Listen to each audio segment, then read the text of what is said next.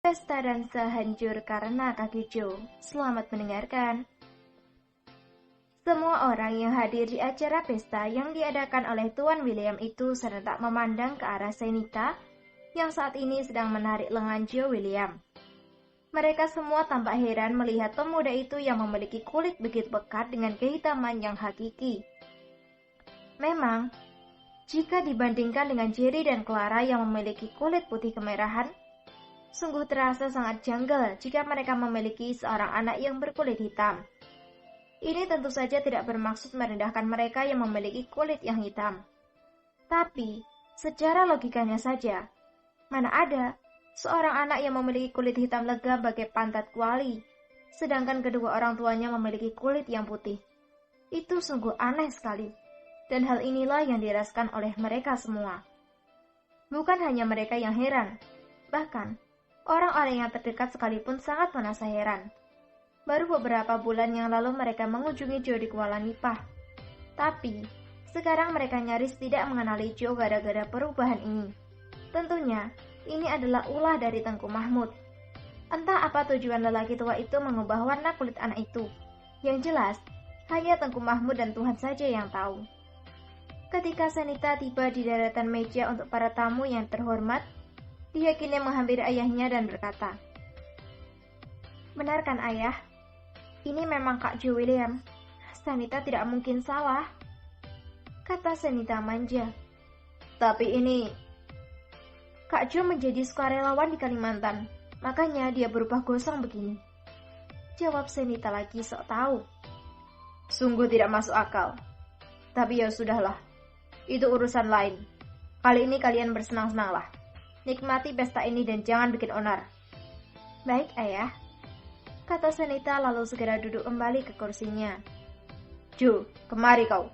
Sini, Uyut kenalkan dengan keluarga Gordon ini," kata Tuan William. Dengan raut wajah malas, Joe akhirnya menghampiri juga meja milik kakek Uyutnya itu. "Joe, ini adalah keluarga Gordon dari Kanada. Yang ini bernama Tuan Brown Gordon. Kau boleh memanggilnya dengan sebutan kakek Gordon. Yang ini bernama Gerard Gordon. Kau boleh memanggilnya dengan sebutan Paman Gerard. Salam hormat dari saya, Joe William, untuk Anda, kakek Gordon."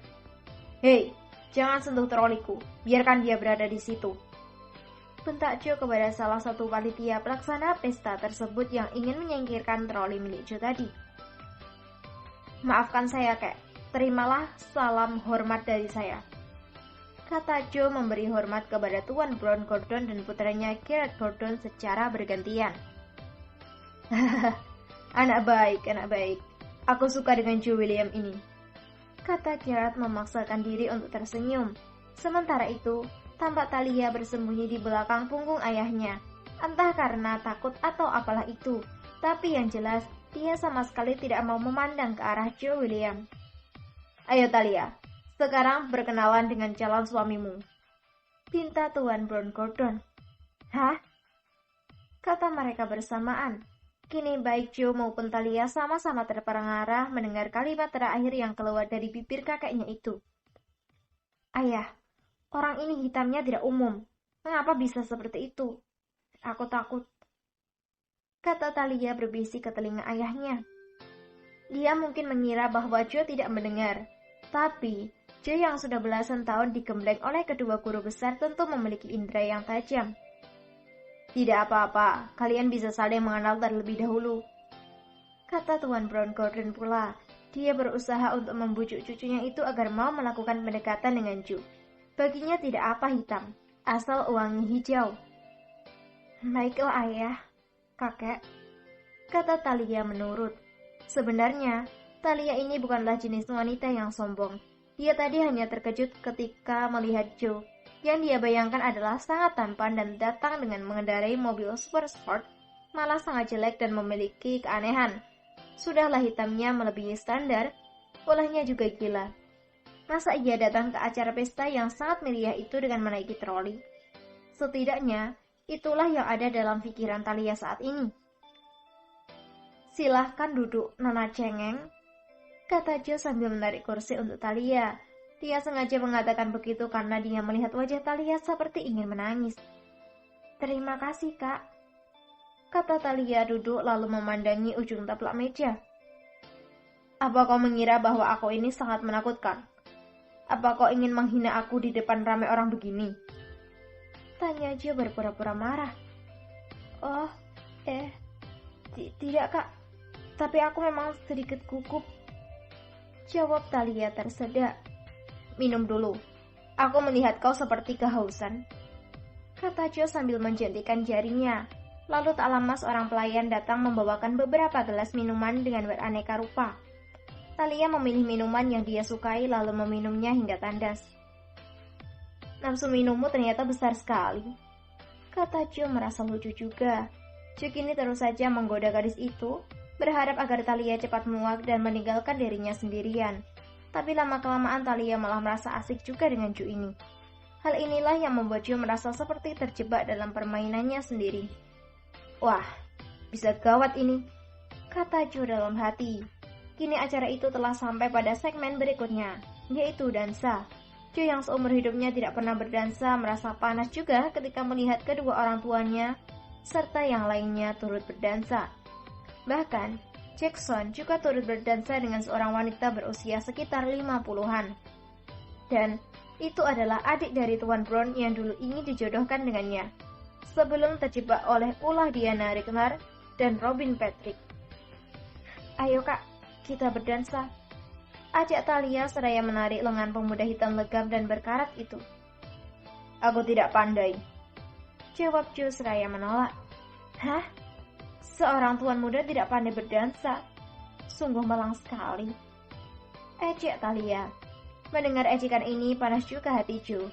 Dia merasa paling pantang jika direndahkan oleh orang lain. "Ayolah, biar kacau sekalian pesta ini," kata Jo sambil turun ke lantai dansa. Jo yang tidak pernah berdansa itu terlihat sangat kaku ketika mengikuti gerakan yang dilakukan oleh Thalia. Awalnya dia merasa sangat tertekan, tapi jangan katakan Jo William jika tidak tengil. Dengan menggenggam erat tangan Thalia, dia mulai mengeluarkan jurus-jurus silatnya menarik gadis itu ke sana kemari sambil kakinya menendang. "Kak, apa ini?" tanya Thalia. "Inilah dansa. Dansa hukum rimba ini namanya," jawab Jo sambil terus berputar ke segenap ruangan. Saat ini, Thalia benar-benar merasakan nafasnya nyaris putus mengikuti pergerakan dari Jo. Tidak sedikit orang yang sedang berdansa menghindar karena takut terkena tendangan kaki Jo yang menendang ke kiri dan ke kanan. "Jat! Ayo Thalia," kata Jo sambil sepatunya nyaris menyamplok ke arah tengkuk orang lain. "Sudah Kak, putus nafasku," kata Thalia yang nyaris jatuh terduduk. Mana bisa begitu? Aku belum keluar keringat ini. Ayo lagi," ajak Jo. Dia malah memperhambat gerakannya menarik Thalia sampai kembali ke tengah ruangan. Tampak lantai dansa itu mulai sepi karena para pasangan yang berdansa tadi mulai kabur karena tidak sedikit di antara mereka yang terkena tendangan kaki Jo. "Hentikan Jo!" bentak Tuan William melihat seorang tamu sudah terjatuh terkena tendangan kaki pemuda itu. "Hehe, sudah seperti kapal pecah," kata Jo tertawa sambil melepaskan pegangan tangannya pada pinggang Thalia. Begitu pegangan tangan Jo terlepas, Thalia pun langsung ambruk alias terjatuh menjeblok di lantai. Apa kau baik-baik saja, Thalia?" tanya Jo sambil mengelurkan tangannya. Jerry dan Clara hanya bisa geleng-geleng kepala sambil tersenyum melihat melakukan putranya itu. Dia juga tak dapat menahan tawa melihat beberapa meja ada yang terbalik terkena tendangan kaki Jo tadi. Benar-benar spektakuler acara dansa ini. "Maafkan saya tuan-tuan sekalian, jika acara ini telah rusak karena saya. Tapi yang jelas, saya suka dengan pesta ini. Yang tidak saya suka adalah maksud tersembunyi di balik pesta ini. Sekali lagi, maafkan saya," kata Jo lalu segera menuju ke arah meja di mana kedua orang tuanya berada. "Ayah, aku menolak apapun rencana mereka untuk masa depanku. Izinkan Jo meninggalkan pesta ini," kata Jo sambil membungkuk hormat lalu berjalan menuju ke arah troli miliknya. "Ayo kita keluar, aku masih banyak urusan," kata Jo kepada keempat pengawal wanitanya. Keempat gadis itu lalu memegang troli yang akan dinaiki oleh Joe tadi, lalu segera mendorong troli tersebut keluar dari aula itu menuju tempat parkir. Kini tinggallah aula yang seperti kapal pecah itu karena ulah dari Joe tadi. Semua yang ada di tempat itu hanya bisa geleng-geleng kepala saja, sambil melirik ke arah Jerry yang tersenyum sambil mengangkat bahunya. Kacau